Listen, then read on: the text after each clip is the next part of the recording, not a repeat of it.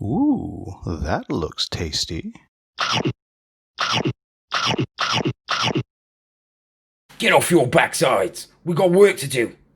You think that Mars Crystal Extractor is going to assemble itself? You want Zorlord to get set up before us?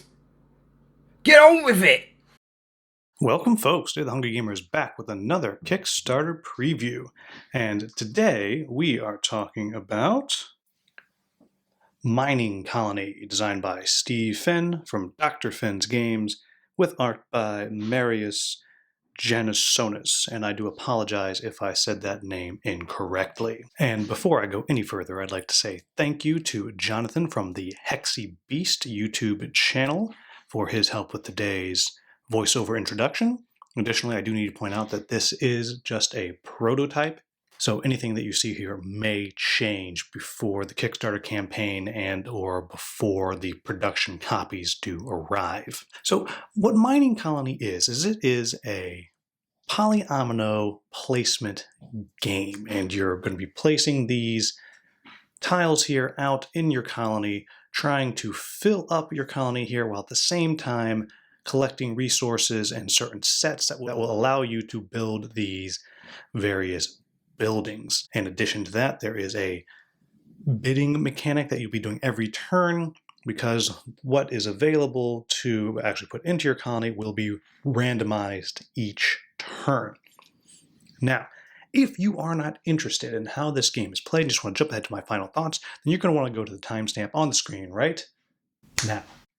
For those of us still here, let's talk about what we see in front of us. And I have this game set up as a two-player game, though I only have one board that you can see for the purposes of this demonstration. What's going to be happening is each turn, one of these resource cards is going to flip over. And as you can see here, it has 1, 2, 3, and 4. That relates to the number of players in the game. So in a two-player game, what you'll be doing is you'll be placing out in the numbered spots here. And when I zoom back out, you'll see that there's 4. What is in the card there. And those are going to be what you're bidding on and you'll be able to put into your colony each turn. So in this case, I would place in the number 1 square a white crystal, a green crystal, and a red ship. And then the top of the polyomino deck right there. Then in number 2, I would place just a white crystal and this shape right there. Then what would happen is each player would go to their excavation cards, and they would get the top 3 of their deck, and they would flip it over, and they would look at them, and you'll see there are various numbers here. In this case, I have 3 very high numbers on this one. And what's going to happen is each player is going to pick one of these, and that's going to be their bid for the round. The highest number is going to get to select what they want first. So we'll just say that red's going to pick the 39. They take the other 2, put them in whatever order they want, and they place them at the bottom of their deck. Then the other player will be doing the same thing. So I'll draw my 3 here. And wow, I also got some very, very high numbers there. They go all the way down to number 1. And so I'll pick mine and say I had picked that one. Again, I would put them in whatever order I want and put them on the bottom of my stack. Then at the same time, you would reveal red has a higher number, so they get to pick first. And red will just say, we'll pick this one, just for kicks. And they would place those on their board.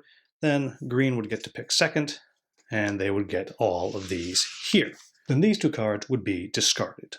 When you're placing, you start out with these pre-developed spots in your colony. I will point out that there is a second side that you can build off of like that if you so choose. Everything up here is storage of what you can just always hold on to without having to place in your colony. So you can have 1 ship, 1 crystal any color, 1 worker, and then up to 5 credits. And what you're going to do is you're going to place out your polyomino however you want in your colony. So perhaps I do it like that, and then I have my crystals here, and I'm going to place 1 crystal right here, and the other one right there up in storage. Then I will place my rocket right there on the landing pad. And that would be my turn. Now, as you play through, I'm just going to put out some of these very quickly to give you an idea. you will be slowly building up your colony further and further out. And the game is played over 10 rounds, so there's actually only 10 of these cards in the game. Once they're all done, you will move on to in-game scoring. Now, I mentioned that you're also trying to build things, and there's a little bit of set collection going on. And what I mean by that is, if I were to get a red worker and place the red worker here, now I have a red worker and a red ship with an empty space in between, and that would allow me to build the red research station right there. Additionally, there's also these research stations here, one color per color crystal, and if you are to get 2 crystals with an empty space in between, you're able to build your little research station, and those obviously are going to be worth points at the end of the game. At any point, if you decide you don't want to use one of these, or you can't place it anywhere, you can always sell it for a single credit. Credits are used in a couple ways. They allow you to do some redrawing of these cards, and they also allow you to buy these build over tokens. And so what those do is they allow you to change your colony. So for some reason, let's say I wanted to get rid of that landing pad because I wanted to eventually build something there, I could do that. Or let's say this wasn't here, I could spend 2. I could spend 1 to cover up that dome, and then I could spend another 1 to build another place for a crystal, and you'll see this one has to take a yellow crystal. If I had another yellow crystal, I could place that there, and I would have just claimed that research station. And you're going to play the game to the end of 10 rounds, and then you will score. You're going to get points for every building that you've built, for every resource that you have out on your colony, and in addition to that, you will lose points for every square that you do not cover, you don't develop. Kind of like when you're playing a game of Tetris, you might wind up with an open spot here. So clearly the only way I'm going to be able to fill that spot is by later on drafting one of these single pieces like that. And so that's how this game works. So what do I like about this game? First off, I like that it is very simple, very easy to teach, and very easy to understand. Now, I've only played the game solo and with 2 players, but the game really does take about 30 minutes or so to play through. I imagine it's a little bit longer if you have more players than that. I also enjoy the way that these buildings have been done, that there is actually a limited resource of them.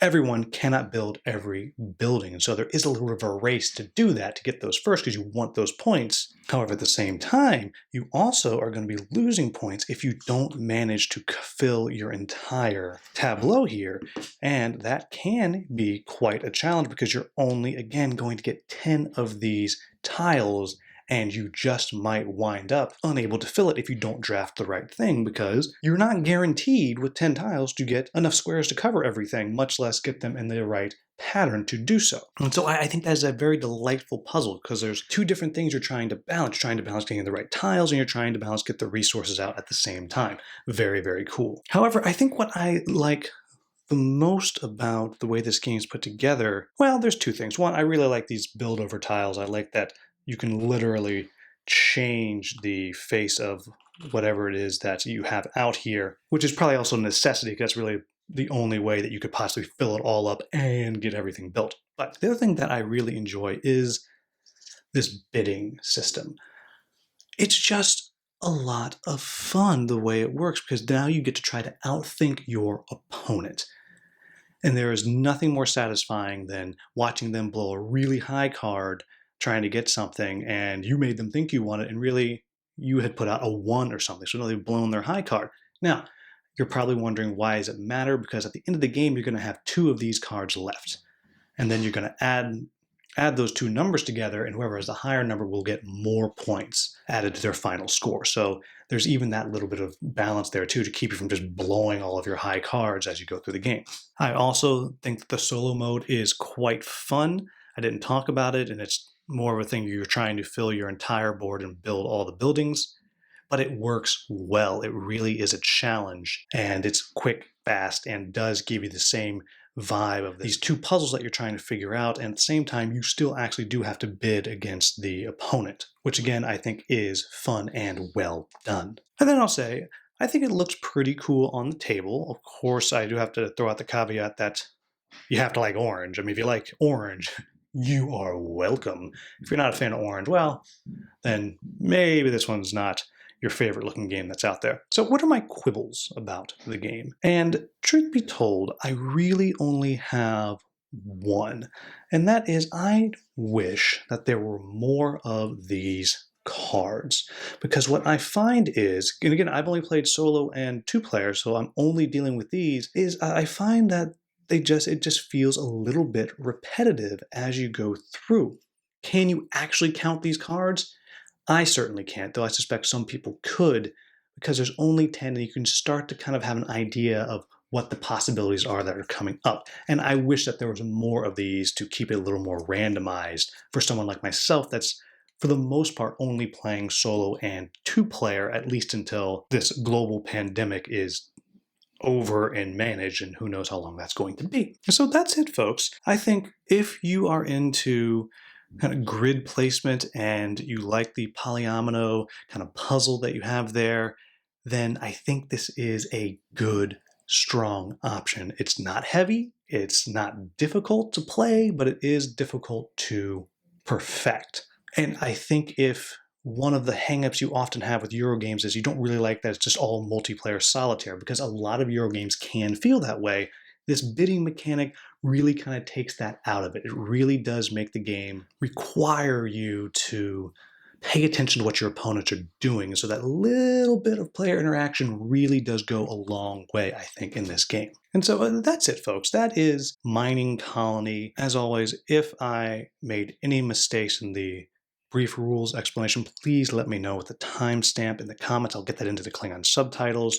If you found this video useful, please like, subscribe, and share. As always, thank you so much for watching. Have a wonderful, wonderful day.